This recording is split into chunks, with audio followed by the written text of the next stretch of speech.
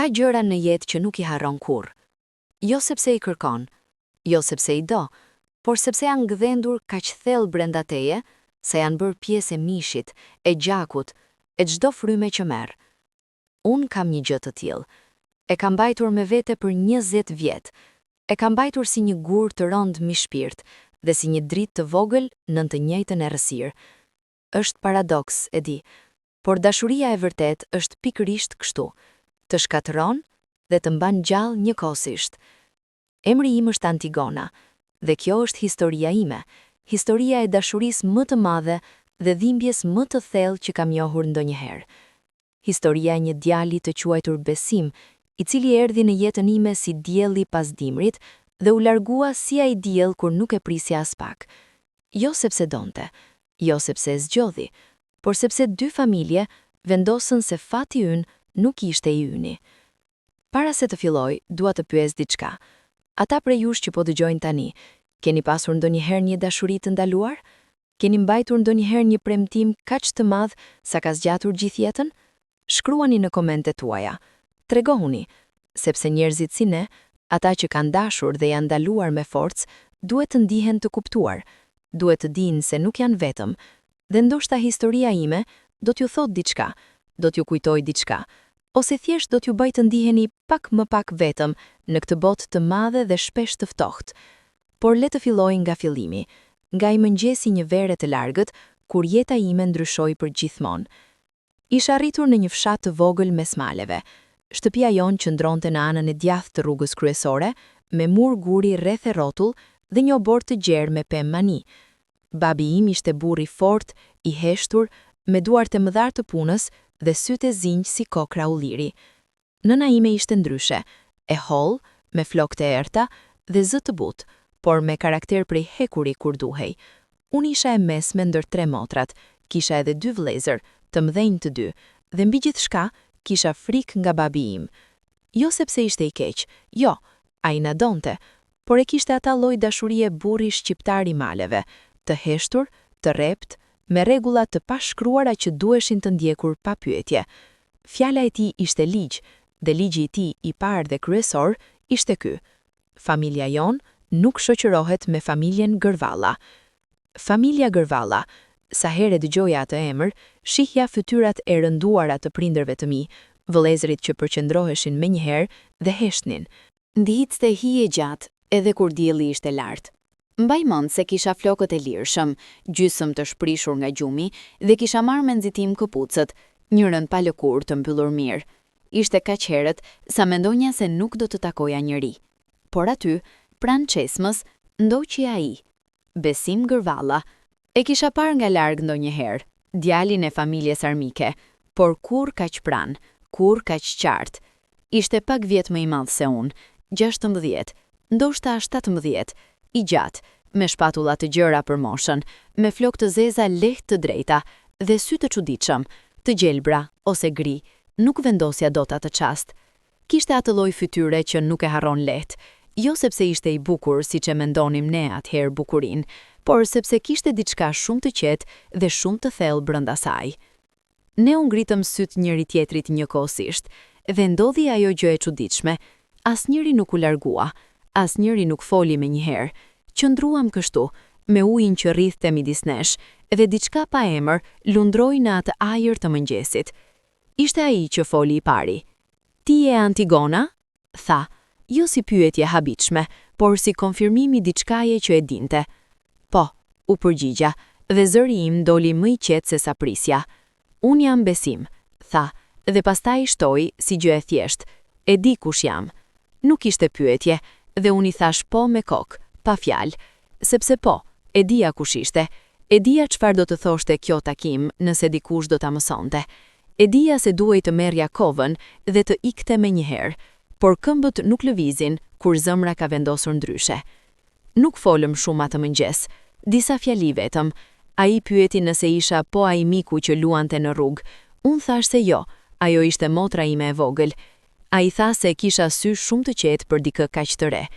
Unë nuk dija çfarë t'i ktheja dhe buzëqesha gjysmë e turpëruar. Pastaj dëgjova zërin e nënës sime nga shtëpia dhe ika me nxitim. por kur hyra në oborrin ton dhe mbyllën derën e drurit pas meje, kuptova se diçka kishte ndryshuar. Një gjë e vogël, e padukshme nga jashtë. Brenda meje, aty ku mbylleshin zakonisht gjërat e tepërta, kishte mbetur diçka, si një zjarr i vogël i rindezur. Nuk e dija ende se ai zjarr do të diqte kaq shumë. Ditët që pasuan ishin ndryshe. Qohesha me kënaqësi kur diçka e rrallë mes djemve të maleve atëherë. Donte të bëhej mësues. Kjo gjë, e vogël si ishte, më bëri ta shoh ndryshe nga çdo djalë tjetër. Dhe ai mësoi rreth meje, se isha kokfort sipas motrës sime, se bëja pet me nënën çdo të premte, se doja natën me yje dhe qaja kur shikoja malet në agim. Gjërat vogla, por me besimin, gjërat e vogla ndiheshin si botë. Nuk e dija ende si quhet dashuria, por ndjeja që çdo ditë pa atë bisedë të shkurtër ishte pak më e zbrazur, dhe çdo ditë kur e takoja, ishte pak më e plot. E tillë ishte fillimi ynë, asnjë premtim ende, asnjë deklarat, vetëm dy të rinj pranë një çesme, me zemra që flisnin pa leje. Por çdo gjë e bukur ka çmimin e saj, dhe unë nuk e dija ende sa i lartë do t'i ishte ai çmim. Verës ju afrua fundi, friti erë vjeshte nga malet, dhe njëherë, kur u takuam te hija e pishmit, besimi nuk qesi zakonisht.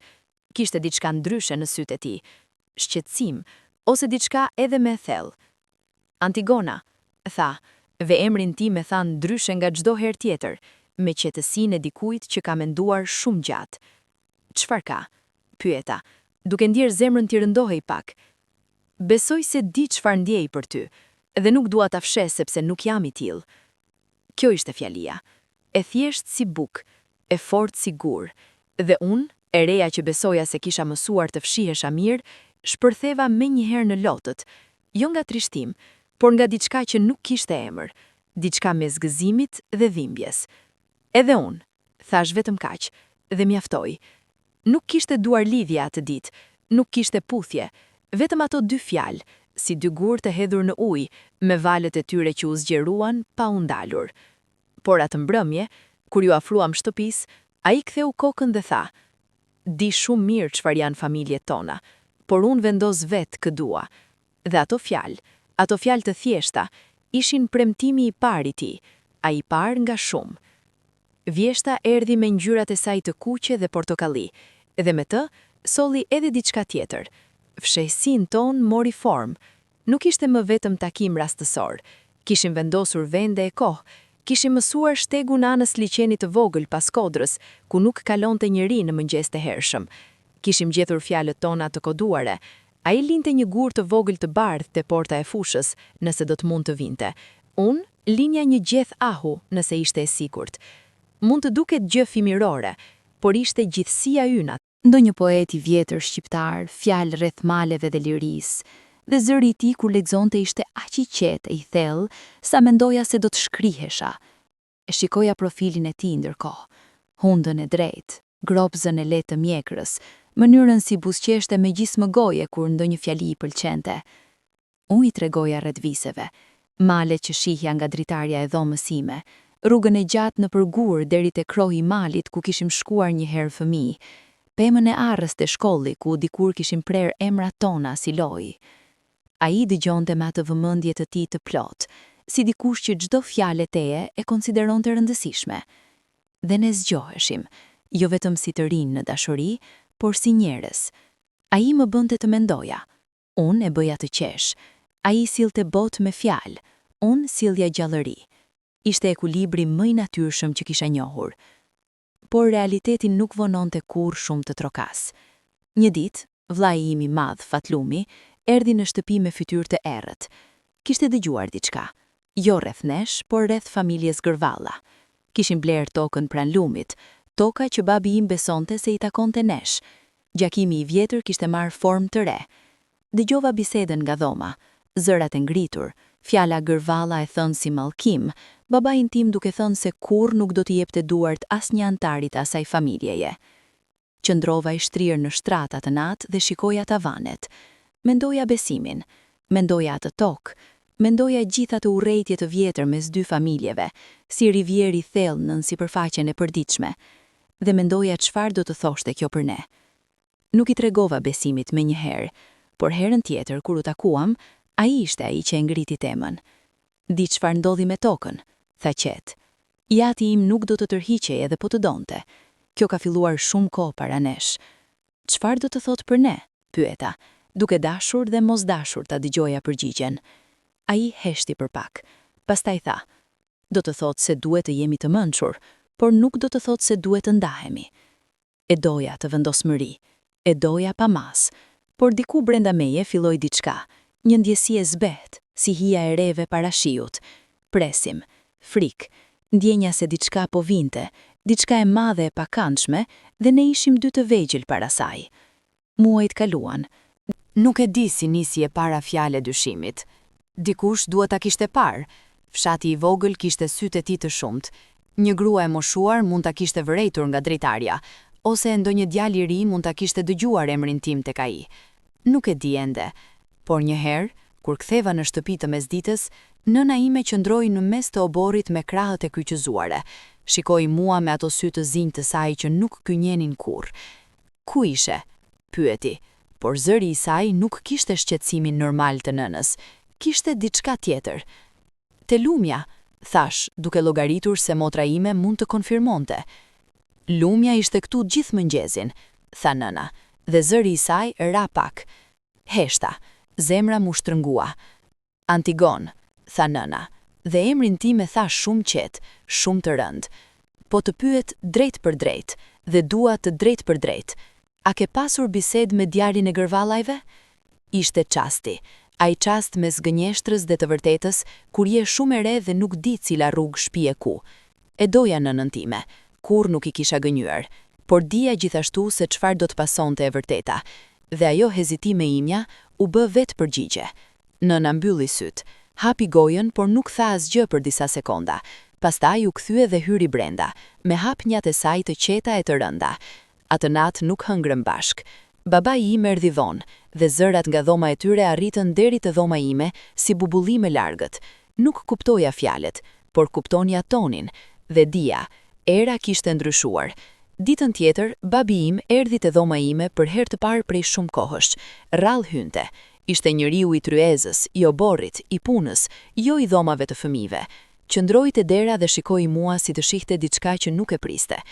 Dëgjoje mirë, tha me zë të ulët dhe shumë të qartë.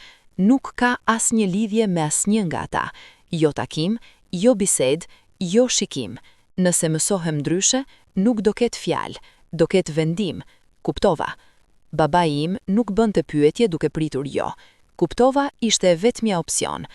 Kuptova baba, thash. Ai doli pa shtuar asgjë, por pesancia e atij momenti qëndroi bashkë me mua si muri i shtëpisë. E takova Besimin natën e tretë pas kësaj, duke dalë me kujdes kur të gjithë flinin. Shkova deri te gardhi i vjetër të fushës, dhe ai ishte aty tashmë, sikur e kishte njerë. I tregova gjithçka. Ai dëgjoi pa ndërprer. Pastaj tha, edhe prindrit e mi kanë folur, e di që ke qenë aty. Si e din? Pyeta. Nuk e di, por e din. Heshti. Antigona, nëse largohemi tani, do t'jetë siç duan ata, dhe unë nuk jam i gatshëm ta pranoj atë. As unë, thash, dhe thash sinqerisht, por edhe atë natë, kur u ktheva në shtëpi dhe ushtriva në errësirë, ndjeha diçka si ndalim para gremines, si të ecësh drejt diçkaje të bukur dhe të madhe, dhe të ndjesh njëkohësisht se toka po të shuhet nën këmbë. Dimri kaloi me takimet tona të rralla dhe të rrezikshme. Secili takim ishte edhe kënaqësi, edhe frikë. Por ishim të dy shumë të ngujuar me dashurinë tonë, sa nuk mundeshim të ndaleshim. Kur shihja rrugës dikën nga familja e tij, ktheja kokën. Ai bënte të njëjtën, por nata i takonte vetëm nesh. Erdhi pranvera me borën e fundit të maleve, dhe erdhi edhe lajmi i parë i zi. Fatlumi, vllai im, kishte takuar njërin nga vëllezërit e Besimit, jo me qëllim të mirë. Kishte pasur fjalë të ashpra mes tyre rreth tokës. Kishte pasur edhe diçka më shumë, jo gjakderdhje, falë Zotit, por pragun e saj. Dy familje të mbledhura, burra të qëndrueshëm, fjalë shumë të forta.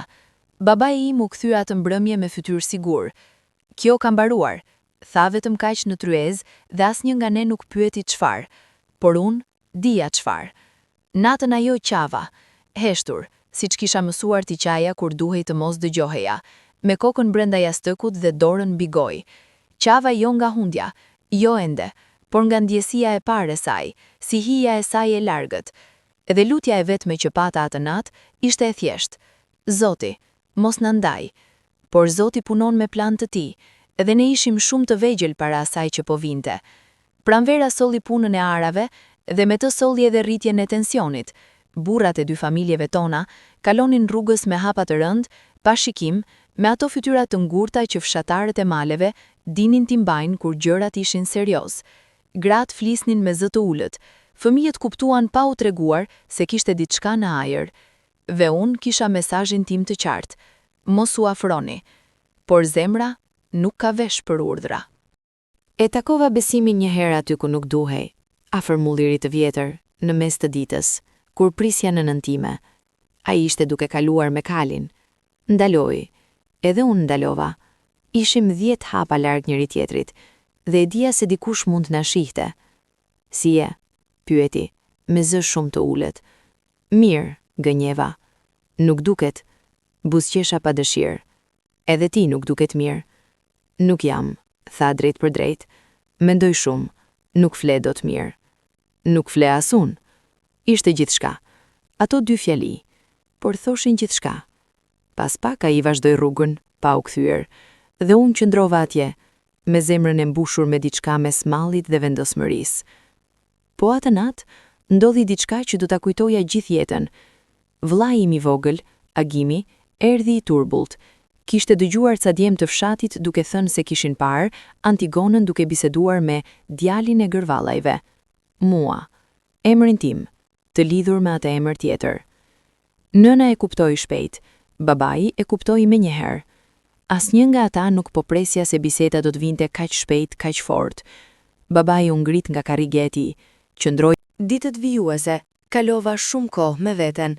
Merja ujin, I jepja kafshëve ushqim, ndihmonja nënën, bëja pet të premteve, gjithçka si zakonisht. Por brenda ishte trazir. Pyetja e vetme, çfarë do të bëja? Dhe di çfarë vendosa. Nuk do të ndaloja, jo atë ditë, por do t'isha shumë e kujdesshme.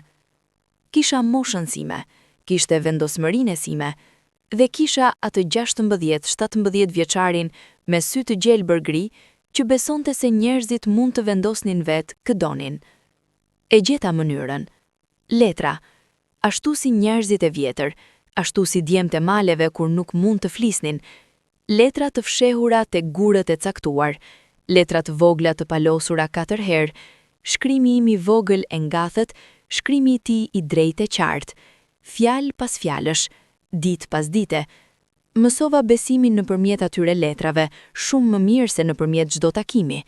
Mësova se kishte humbur vëllain e tij të vogël duke qenë fëmijë, dhe kjo plag ende nuk ishte mbyllur. Mësova se nëna e tij vuante nga koka, dhe netve herë qante heshtur, dhe ai e dëgjonte, dhe nuk dinte çfarë të bënte. Mësova se donte të shkonte në qytet të mësonte, por I ati e mbante pranë se kishte punë.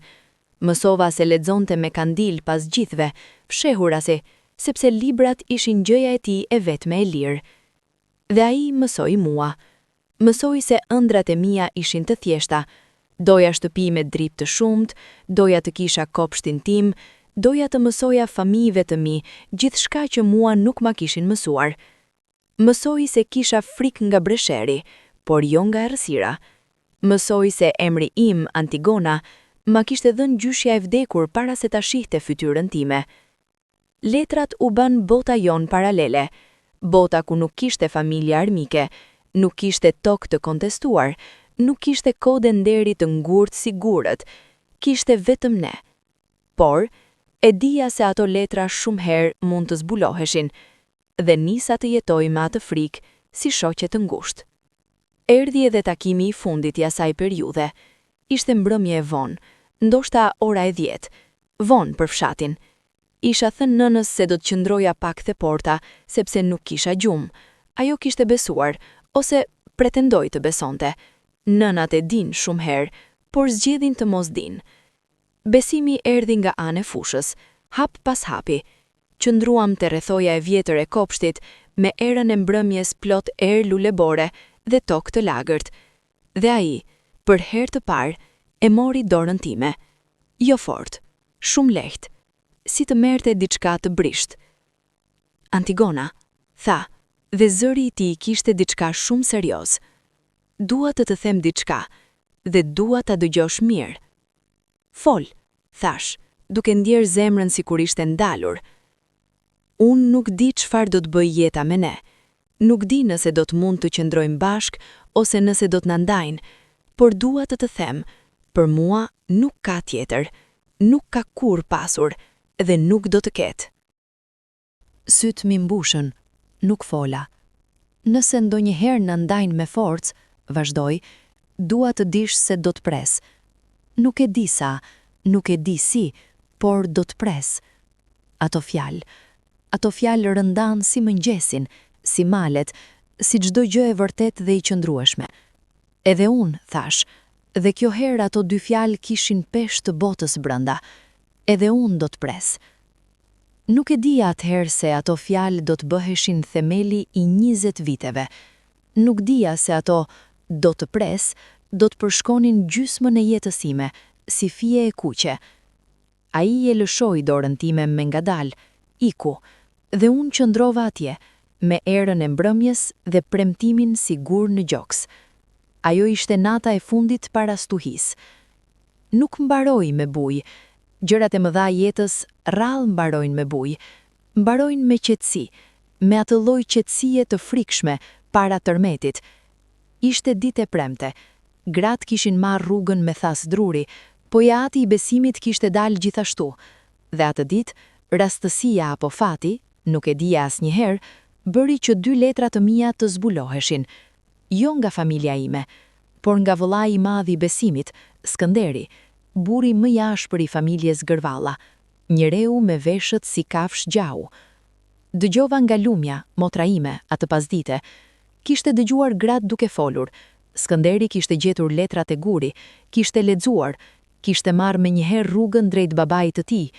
2 vëllezrit e besimit e kishin zënë atë ditë dhe i kishin thënë gjëra shumë të ashpra. E kishin quajtur tradhtar të familjes, kishin thënë se kishte sjell turp. Kur mora vesh këtë, ndiva diçka sikur toka nën mua u nda. Jo metafora, diçka fizike, drunjia e gjunjëve, marrja mendësh për një sekond, ftohtësia e papritur në gishta. Lumja e shikoi fytyrën time dhe tha: "Antigon, çfarë ke bër?" Nuk i përgjigja, ika menjëherë drejt shtëpisë. Babi im ishte ulur në obor kur hyra. Nëna qëndronte te dera e shtëpisë me krahët e kryqëzuara. Kupkova menjëherë edhe tek ata kishte mbërritur lajmi. Fshati i vogël kishte gojë shumë të shpejtë. Babi u ngrit ngadalë. Nuk bërtiti, nuk goditi, bëri diçka shumë më të frikshme. Qëndroi i drejtë dhe i qetë dhe shikoi mua si të shihte njeri të panjohur. "Eja brenda", tha. Hyra. Vëllezrit ishin aty. Fatlumi me fytyrën e kuqe nga inati, Agimi me syt poshtë. Nëna ul dhe nuk foli. Babi qëndroi para meje dhe tha me zë shumë të rregullt: "Ka 2 rrugë. E para, heq dorë plotësisht, kupton se çfarë ke bër dhe kjo mbullet këtu. E dyta, vazhdon dhe rruga jote dhe rruga jon ndahen." Ishte kaq e prerë, kaq pa ngjyrë. 2 rrugë, zgjidh. Dhe unë 16 vjeçe, me zemrën e mbushur me premtimin e asaj nate të rrethoja, bëra gabimin, ose guximin, e jetës sime. Heshta. Nuk zgjodha asnjë rrugë me gojë. Dhe ajo heshtje u bë përgjigje. Babi u kthye dhe doli jashtë, pa thënë asgjë tjetër. Nëna qau. Fatlumi doli edhe ai. Agimi më shikoi me dhimbje të pastër dhe iku. Qëndrova vetëm në mes të dhomës, me të gjitha ta mure rreth e rrotull, edhe ndjeva diçka si mbyllje, sikur mbyllet dera e madhe e një burgu jo me bujë, por me një klikim të vogël, thuajse të padëgjueshëm. Ditët vijuese ishin ndoshta më të vështirat deri atëherë. Nuk isha nxjerr nga shtëpia, nuk isha rrahur, nuk isha mallkuar, por isha ndëshkuar me diçka shumë më të rëndë, heshtja. Familja ime fliste rreth meje sikur isha ajër. Nëna, kur duhej të flisnin për gjëra praktike, përdorte fjalë minimale. Babi nuk hyri sërish në dhomën time. Vëllezrit silleshin sikur isha bërë transparente. Ky lloj ndëshkimi shkatëron ndryshe. Nuk lë shenjë në lukur. Lë shenjë në atë vend ku mban ndjenjen e vetes, aty ku di se ke vlerë, aty ku ke siguri se je i dashur. E gërryen ngadalë, pa zhurmë. Por ajo javë e errët solli edhe diçka tjetër, lajmin rreth besimit. E mësova nga lumja, e cila e kishte dëgjuar nga ndonjë grua e fshatit. Familja Gërvalla kishte vendosur ta dërgonte besimin te xhaxhai i tij lart, në anën tjetër të maleve. Jo si ndënim publik, si punë dhe mundësi. Kjo ishte mënyra si familjet e maleve zgjidhnin problemet, jo me bujë, me largim. Kur mora vesh këtë, ju dhan gurit të gjunjve. Ula mbi dyshemenet e dhomës sime dhe qëndrova kështu shumë kohë. Nuk qava me njëherë. Fillimisht erdhi mpirja, ajo mpirje e ftohtë që trupi e prodhon kur nuk di si të procesoj dhimbjen. Pastaj ngadalë erdhi dhimbja e vërtet. Nuk kisha si t'i dërgoja fjalë. Gurët tanë të fshet ishin tashmë nën vëzhgim, letrat ishin të pamundura, dhe unë nuk dija kur do të largohej, ose nëse kishte larguar tashmë. Atë natë para gjumit, mbajta premtimin tim si gjë fizike. E mbajta të mbyllur në grusht, metaforikisht. Do të pres, e kishte thonë, edhe unë e kisha thënë, dhe ndoshta kjo do të mjaftonte.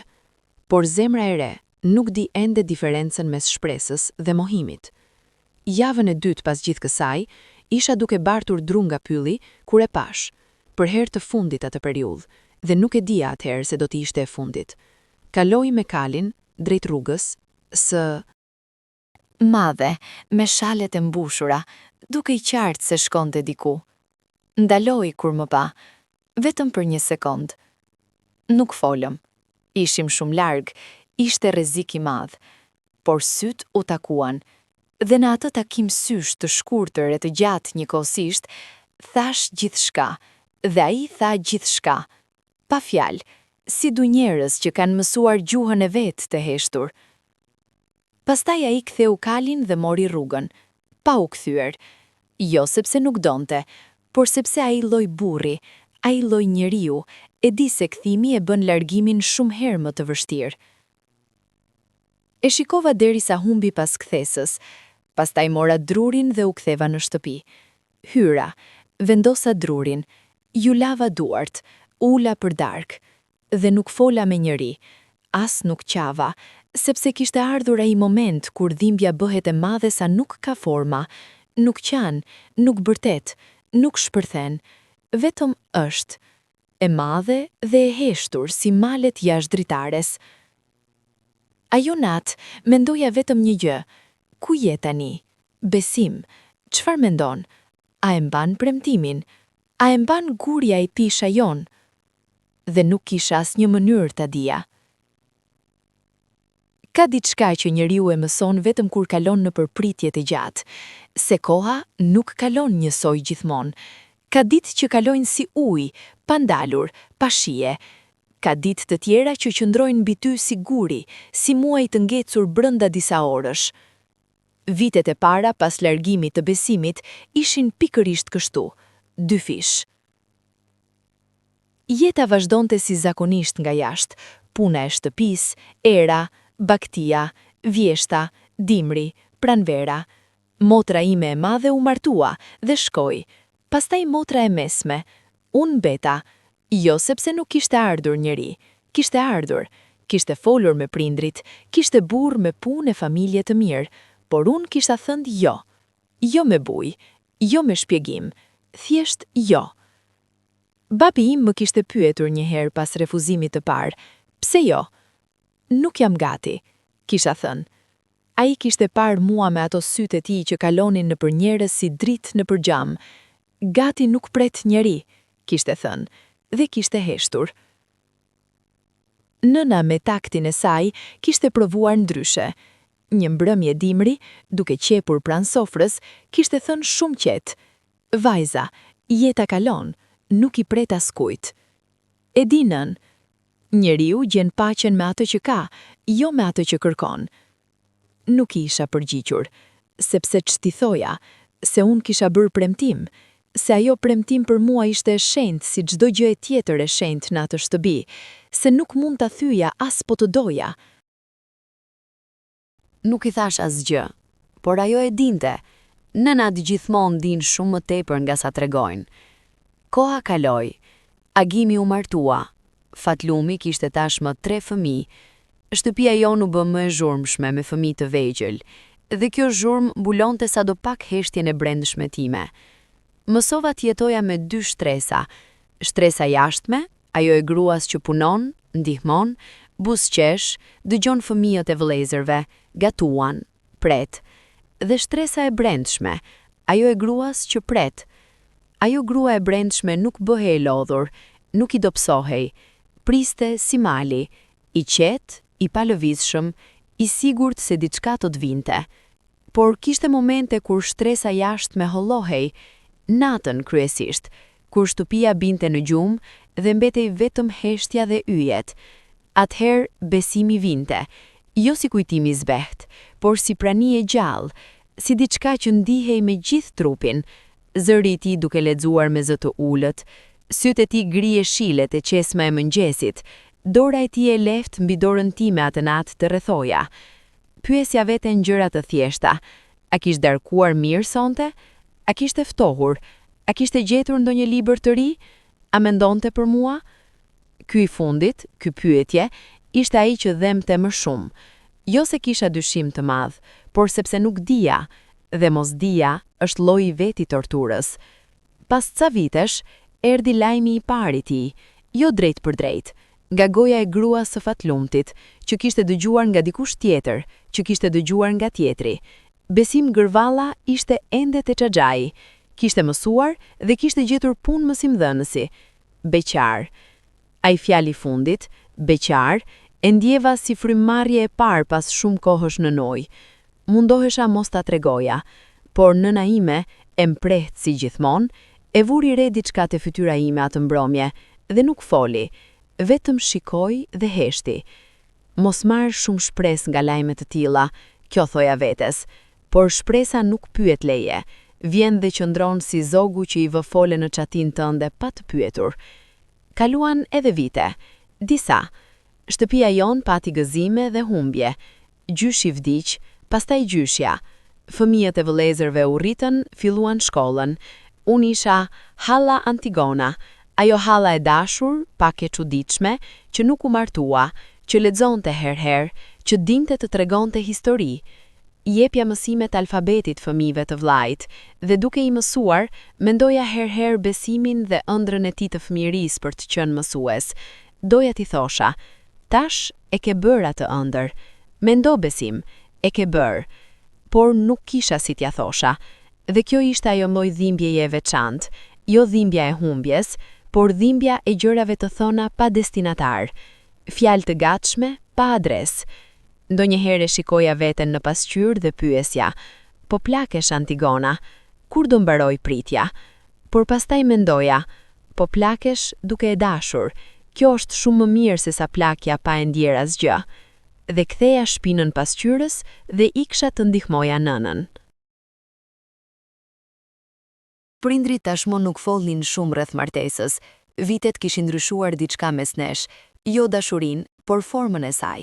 Babi im ishte bërë pak më i butë me moshën, ashtu si të gjithë burrat e fortë kur pleqëria i troket dal nga dal. Nëna ende shpresonte, por me atë lloj shprese të lodhur që di se mund të zhgënjehet, por nuk mund të bëjë ndryshe. Njëherë, gjatë fundit të verës, nëna dhe unë ishim duke qepur jashtë. Ishte mbrëmje e bukur, qielli larg e ullor, ajri freskët dhe plot erë livandi. Dhe nëna tha pa pritur, pa ngritjen e zërit, pa dram.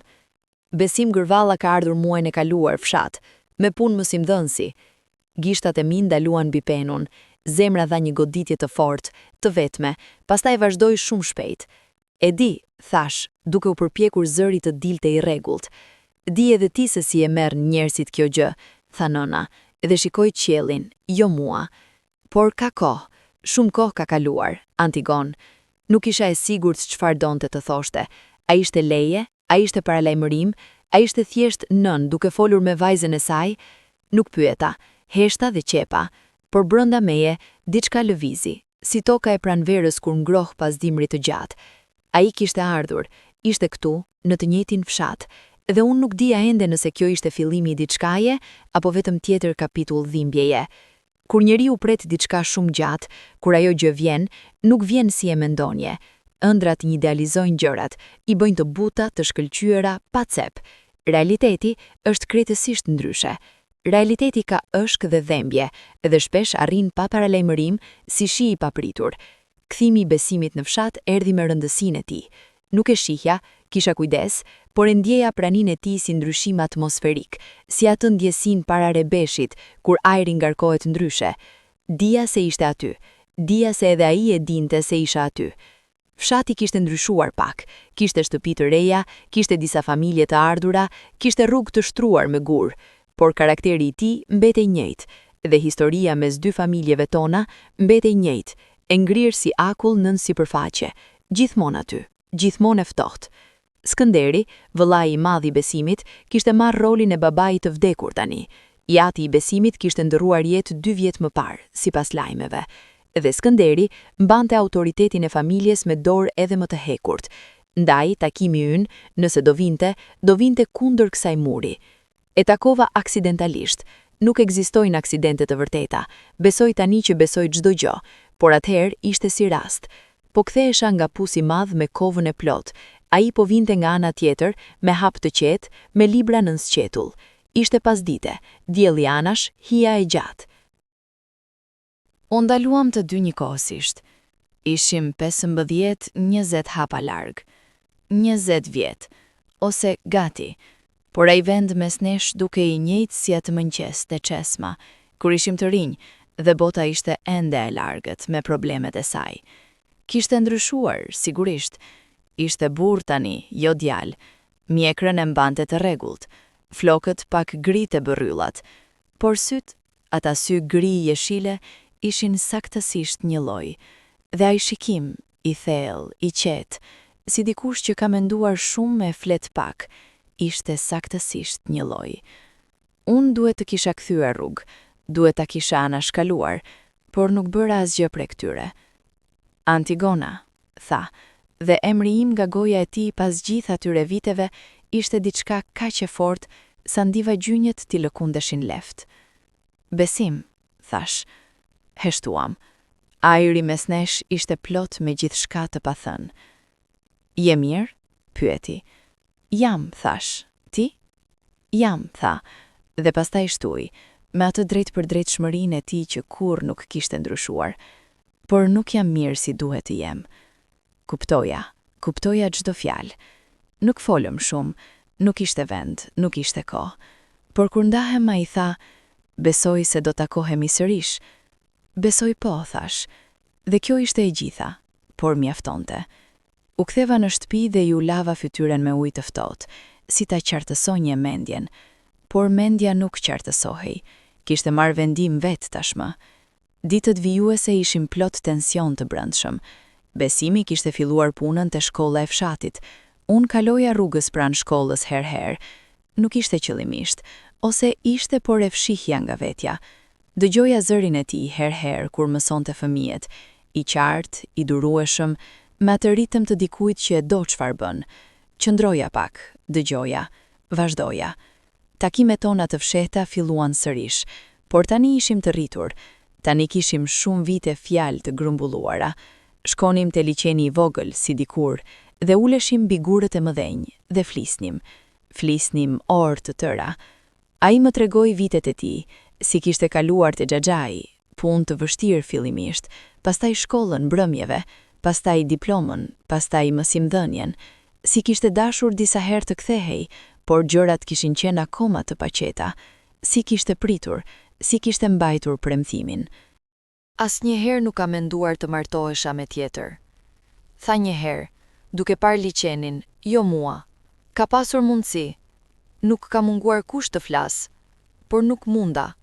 Çdo herë mendoja, kjo nuk je ti. Ato fjalë, si shumë pak fjalë të tij, rëndomin shumë. As unë, thash, 20 vjet besim. 20 vjet kam thënë jo. Ai u kthye dhe më shikoi. Dhe në atë shikim ishte gjithçka. Mirënjohja, dhimbja, dashuria, harresa e mundur e çdo viti të humbur. E di çfarë do të bëja ndryshe? Pyeti. Çfarë? Asgjë, tha, sepse çdo gjë na solli sërish këtu. Por gëzimi ynë i rifunduar kishte hije. Hija e realitetit, dy familje akoma me histori të rëndë mes tyre. Skënderi akoma si mur guri, babi im akoma me ligjet e tij. Edhe pse vitet kishin kaluar, edhe pse ne ishim burrë e grua dhe jo adoleshent, ligjet e nderit të maleve nuk kishin afat skadimi. Dija se do vinte koha e fjaleve të vërteta, e vendimeve, e zgjedhjes finale. Por nuk e prisja kaq shpejt. Ishte Skënderi ai që e solli gjërat në sipërfaqe. Kur nuk e kisha dashur atë burr, jo nga urrejtja personale, por nga jo far njerëzish që janë. Ai lloj burri që beson se rregullat e botës janë vetëm për t'i bërë të tjerët t'i ndjekin, duke ja anashkaluar vet kur i nevojiten.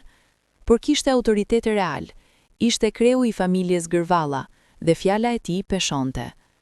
Erdhi te shtëpia jon një të mërkur pasdite. Babi im ishte në obor, unë isha brenda, dëgjoja. Nuk e kisha fjalën e tyre, por të dëgjoja tonin mjaftonte. Zërat u ngritën. Pastaj babi im tha diçka me atë zë të ulët të tij të ngrirë, zëri që kishte vetëm kur ishte jashtë zemratash normale. Pastaj Skënderi iku, porta e oborrit u mbyll. Babi hyri brenda me fytyrën e errët. Nëna u ngrit menjëherë. Unë qëndrova e ndenjur. Ka ardhur të tregoj se djali i tij, tha babi duke mos më shikuar, ka zbritur shumë ulët duke biseduar me vajzën tonë. Heshtja në dhomë ishte fizike. Ka thënë se po nuk u ndan, do marr masa. Babi u ul ngadalë, shikoi drejt, jo askund. Dhe ka pasur fytyrën e tij të ardhur te shtëpia ime dhe të flas për bijën time. Nëna ul pranë tij. Çfarë i the? I thash se do ta zgjidhi vet familja ime, jo ai, dhe se nëse ka diçka të thot, le të thot burr me burr, jo duke ardhur fshehur azi pasdite. Pastaj babi u kthye nga unë. Për herë të parë prej shumë kohësh, me atë shikim të drejt për drejt të tij. Antigon, tha. Baba, heshtja zgjati. Pastaj ai tha diçka që nuk e priste askush, as vet ai mendoi. Sa e ke seriozisht këtë gjë? Ishte pyetja e vërtet, pas gjithë atyre viteve, pas gjithë atyre ligjeve dhe mureve, ishte duke e pyetur. Sytë e tij, ata sy të zinj të lodhur, me rrudhat e viteve rreth e qark, ishin të drejt për drejt, pa mbrojtje të zakonshme. Thash të vërtetën.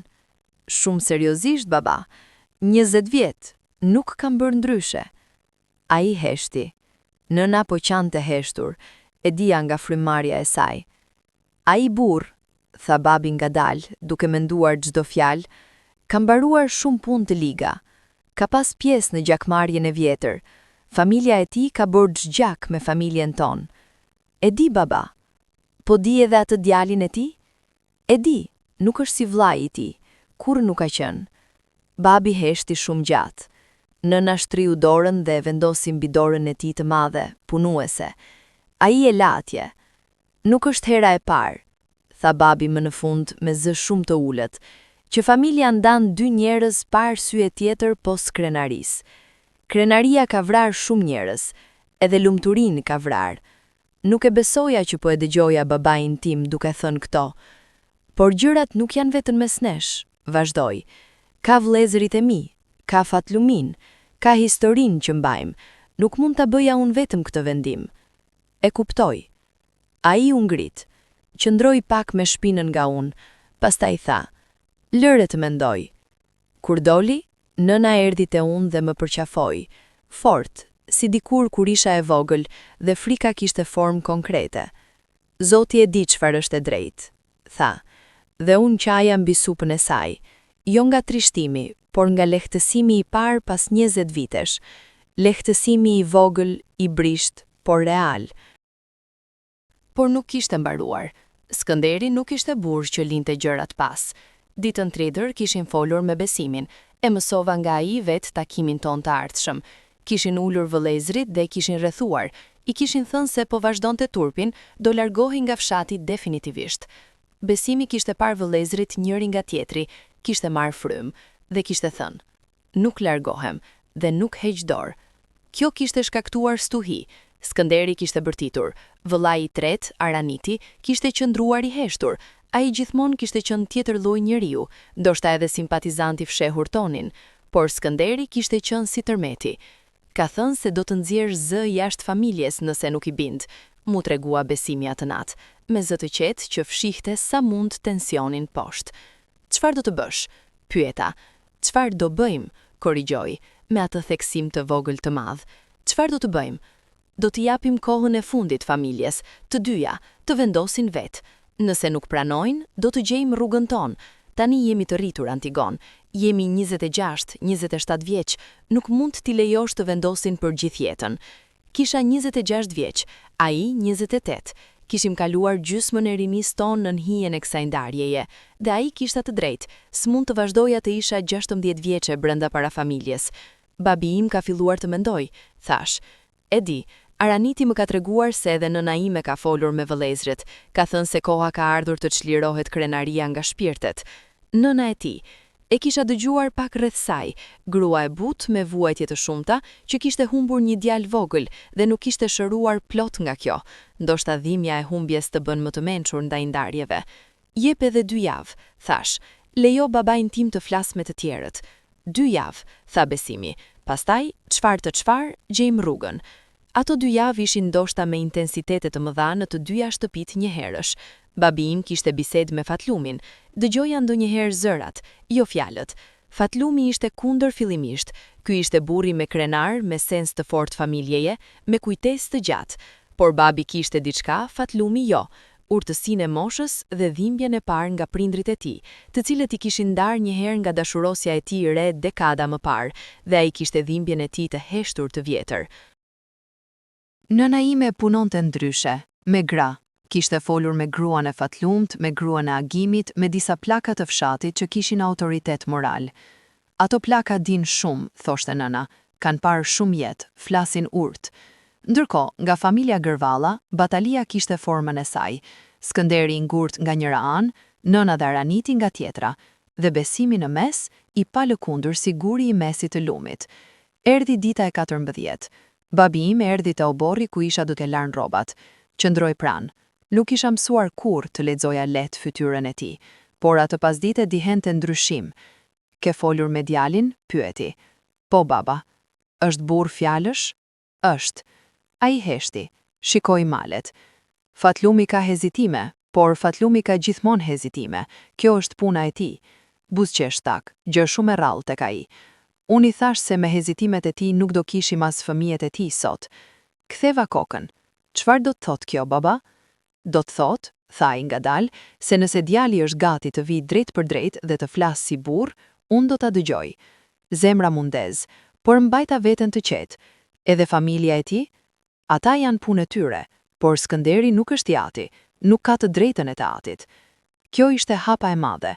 Babai im, njeriu I ligjeve të ngurta, po I luste rregullat me duart të tij. E informova Besimin atë mbrëmje, dhe 2 ditë më pas, ai erdhi te porta jon, vetëm, pa vëllezër, pa mbështetje, me duart bosh dhe drejt për drejtshmërinë e tij. Babai im doli, u ndeshën syt. Unë shikoja nga dritarja e dhomës me gishtat e lëkurën ndaj xhamit. Nuk dija çfarë than, por biseduan gjatë, zërat nuk u ngritën. Pastaj babi hapi portën dhe e futi brenda. Kjo nuk ishte pranimi I plot, nuk ishte fundi I betejave, por ishte hapi I parë, dhe shpesh hapi I parë është shumë herë I vetmi që ka nevojë të bëhet, sepse të tjerët ndjekin.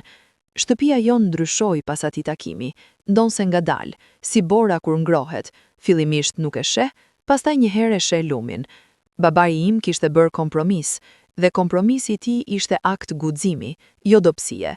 Kjo e dija, kjo e kishte kushtuar, njëri me histori, me emër, me respekt fshatar, por kishte bërë zgjedhjen e njerëzisë kundër zgjedhjes së krenarisë, dhe kjo zgjedhje nuk ishte e vogël. Fatlumi mbeti I vështirë për ca kohë. Kalonte pranë meje me shikim anash, fliste pak, sillej si dikush që ka pranuar diçka kundër vullnetit. Por gruaja e tij, Shpresa, grua me mendje të hapur dhe zemër të ngrohtë, punoi heshtur. Dëgjova një herë kur nuk duhet, duke i thënë: "Fatlum, kur ti solle mua, babai yt hezitoi gjithashtu. A e mban mend? Dhe çfarë do ishte nëse kishte ngulur këmbë?" Fatlumi nuk u përgjigj, por pas asaj dite, toni i tij ndaj meje u zbut pakës. Jo kompliment, jo miratim, por heshtje miqësore. Edhe kjo mjaftonte. Agimi kishte qenë gjithmonë ndryshe.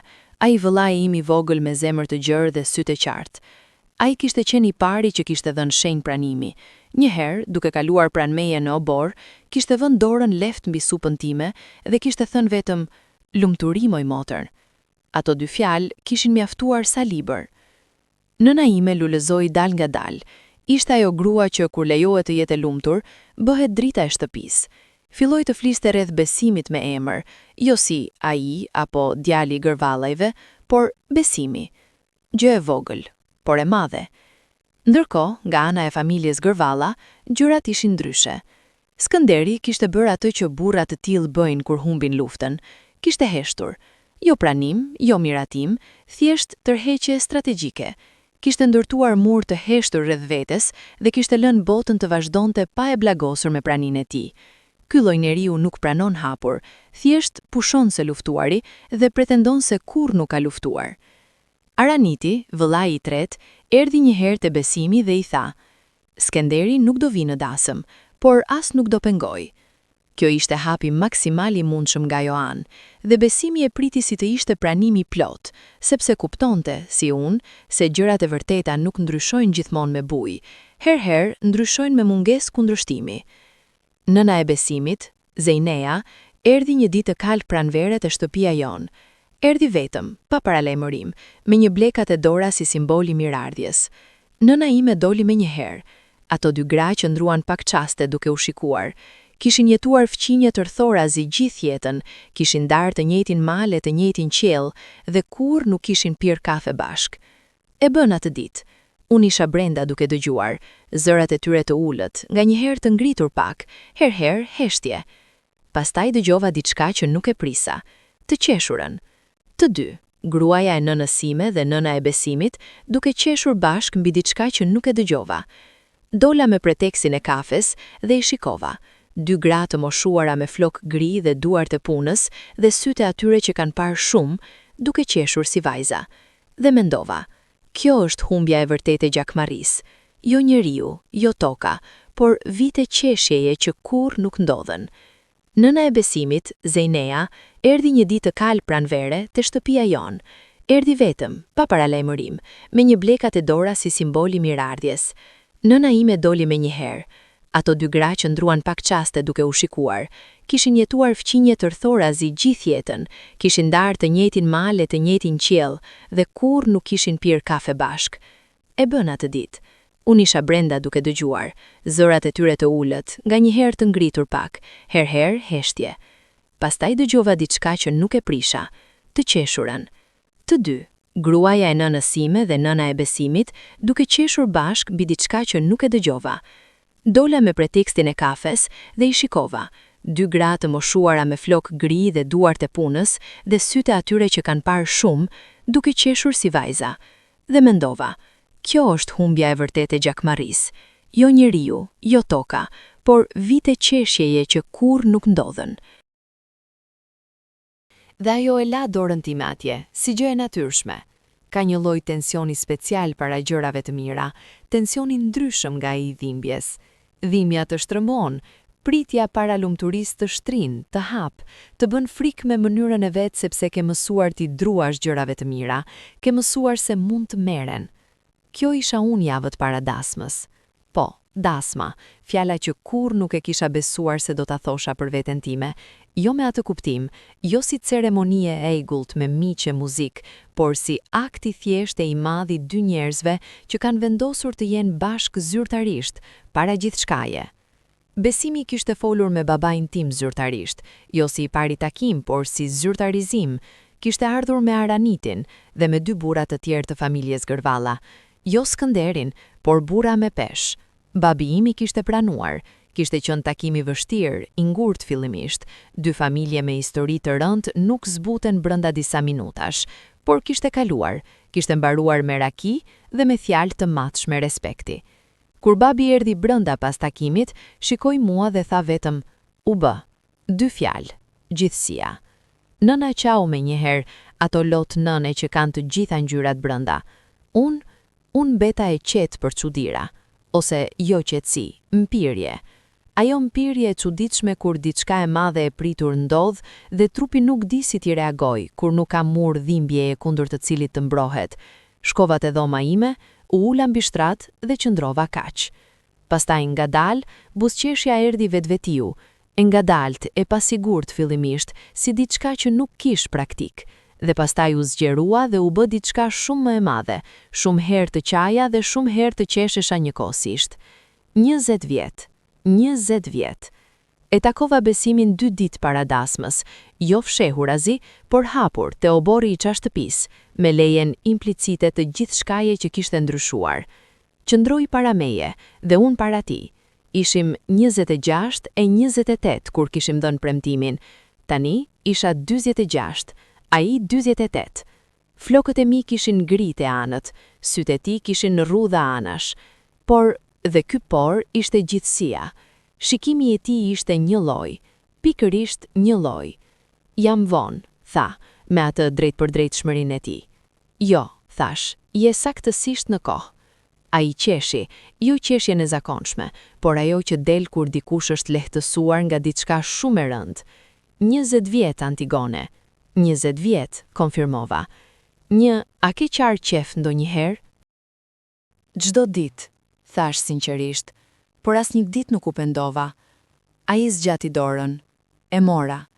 Dhe kjo herë nuk ishte ajo prekje e heshtur e natës të rrethoja, ishte diçka ndryshe.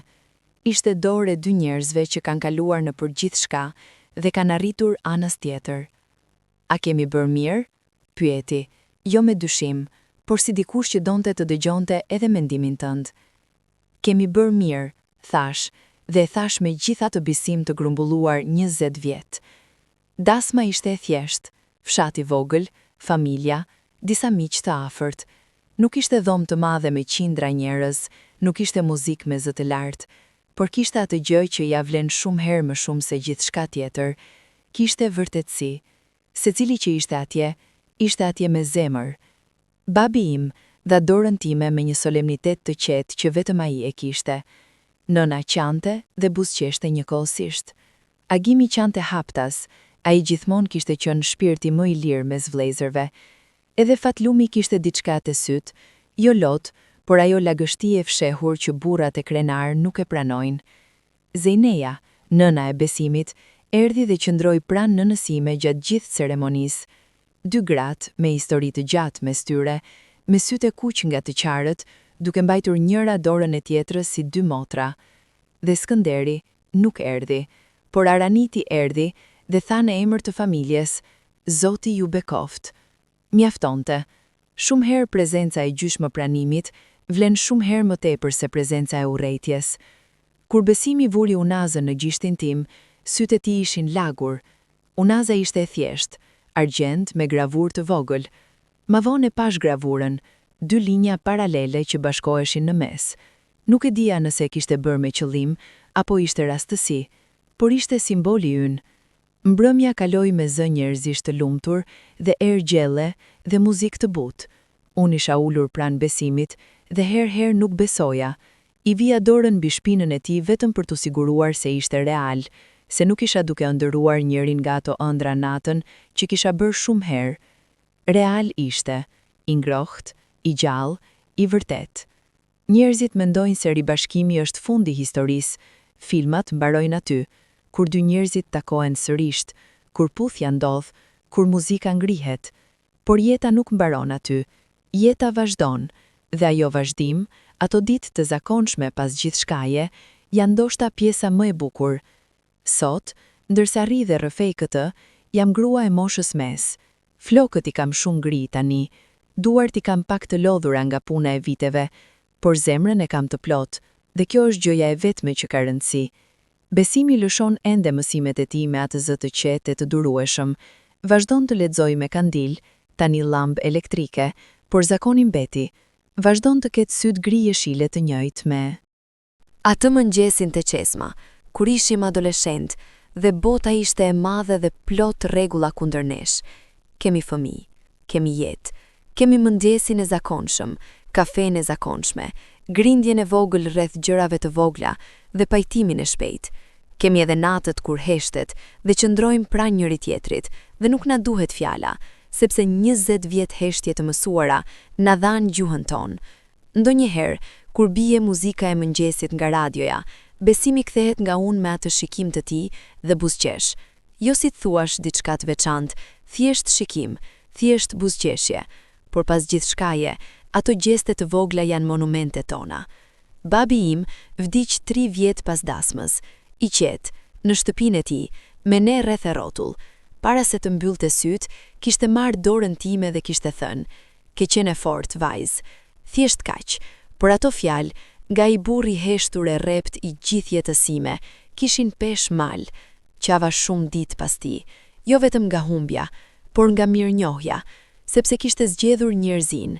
Herën e fundit kishte zgjedhur njerëzin. Nëna ime është sot akoma gjallë, e moshuar, e zbehur pak, por sytë e saj janë akoma të mprehtë si gjithmonë. Ndonjëherë vjen e rri me ne dhe pi kafenë e saj të mëngjesit, duke shikuar kopshtin. Herëherë të pyes diçka, e di se ajo di shumë më tepër se sa tregon. Ajo gjithmonë ka ditur shumë. Zeneja, nëna e Besimit, ndroi jetë vitin e kaluar, me qetësi. Besimi qante natën pas varrimit, duke mos e treguar para të tjerëve, sepse 48 vjet burr çfarëdo, disa herë nuk I mban askënd. E pata pranë gjatë asaj nate dhe nuk I thash asgjë, sepse disa dhimbje nuk kanë nevojë për fjalë, kanë nevojë vetëm për praninë e dikujt që t'i njeh plot. Skënderi, ai burr I ashpër që kishte qenë muri ynë madhor, plaku shumë. Sot është plak I vogël, me kurrizë të lakuar dhe hap të rënd. E shohim ndonjëherë rrugës. Nuk flasim shumë, por nuk kemi armiqësi. Ka pasur natë kur mendoja për të me inat, shumë natë, por me kohën, inati u bë diçka si mëshira. Ai burr ka jetuar me zemrën e mbyllur gjithë jetën. Kjo është ndëshkimi I tij, jo nga jashtë, por nga brenda. Çfarë kam mësuar nga gjithë kjo? Shumë, por 3 gjëra I mbaj mbi të gjitha. E para, dashuria e vërtet nuk e di kohën. 20 vjet, 30, gjithë jeta. Nëse është e vërtet, pret. Jo pasivisht, pret duke jetuar, duke vuajtur, duke mbajtur premtimin si busull. Nuk është romantizim, është realitet. E kam jetuar. E dyta, familja mund të jetë edhe burg. Dashuria ndaj familjes dhe respekti I traditës janë vlera të bukura, por kur bëhen armë kundër lumturisë së bijve, bëhen diçka tjetër. Babi im e kuptoi këtë, dhe kuptimi I tij I vonë ishte edhe imja e hershme. E treta, dhe ndoshta më e rëndësishmja, premtimet e bëra me zemër të pastër janë më të forta se çdo mur njerëzor apo familjar. Unë dhe Besimi bëm premtim kur ishim shumë të rinj për ta kuptuar plot, por e mbajtëm, jo nga kokfortësia, por sepse diçkaje e thellë na brendshme, diçka shumë e thellë, nuk e lejoi ta thyenim. Ishte gjë më e madhe se ne. Ishte ajo forcë e heshtur e dashurisë që kur është e vërtet, nuk ka fjalë ndalimi. Sot mbrëmja, kur Besimi erdhi nga puna dhe hyri në shtëpi, zuri frym si çdo mbrëmje. Çoi çantat, u ul, mori gotën e ujit. Gjëra kaq të zakonshme, kaq njerëzore. Dhe unë qëndrova te dera e kuzhinës dhe e shikova, dhe u mendova, 20 vjet prituam për gjërat e zakonshme, për kafen e mëngjesit bashk, për grindjen e vogël rreth asgjëje, për hyrjen e tij çdo mbrëmje. Dhe tani I kemi, çdo ditë I kemi. Zëri I parë që dëgjova atë mëngjes te çesma, zëri I tij I ri, gati fëmijëror ende, duke thënë emrin tim, nuk është shuar kurrë. Është akoma aty, I ruajtur diku ku ruhen gjërat që nuk duhen harruar. Siç thash në fillim, ka gjëra që nuk I harron kurrë, jo sepse I kërkon, por sepse janë bërë pjesë e teje. Besimi është bërë pjesë e meje, dhe unë e tij, dhe kjo është historia jonë. Historia e 2 njerëzve që u ndan me forcë dhe u bashkuan me dashuri. historia e 20 viteve premtimi, historia e 2 familjeve armiqe që ngadalë, pa bujë, mësuan se armiqësia ka kosto më të lartë se sa pranimi. Nëse jeni duke dëgjuar tani dhe keni dashurinë tuaj të ndaluar, dashurinë tuaj të pritur, premtimin tuaj të gjatë, e di si ndjeheni, e di çdo natë të asaj pritshmërie, e di edhe atë ditë kur shtresa e jashtme hollohet dhe dhimbja afrohet shumë, por di edhe diçka tjetër. Disa gjëra ja vlen pritjes, disa dashuri janë shumë të mëdha për të mbytur nga frika e botës. Dhe unë e dija gjithmonë. Mbajeni premtimin tuaj, mbajeni si unë e mbyll atë do të pres, brenda grushtit atë natë të rrethoja, sepse kur koha vjen, dhe vjen, do kuptoni se çdo vit i pritjes ishte tull e themelimit, dhe themelimi ynë është ndërtuar i fortë. Ky ishte tregimi Antigonës dhe besimit. Nëse jeni dëgjuar diçka ngjashëm, dashuri të ndaluar, premtim të mbajtur, ndarje të dhunshme nga familja, shkruani në komentet tuaja, tregomuni historinë tuaj, sepse ata prej nesh që kanë dashur kështu, duhet të ndjehen të kuptuar dhe jo vetëm në këtë botë.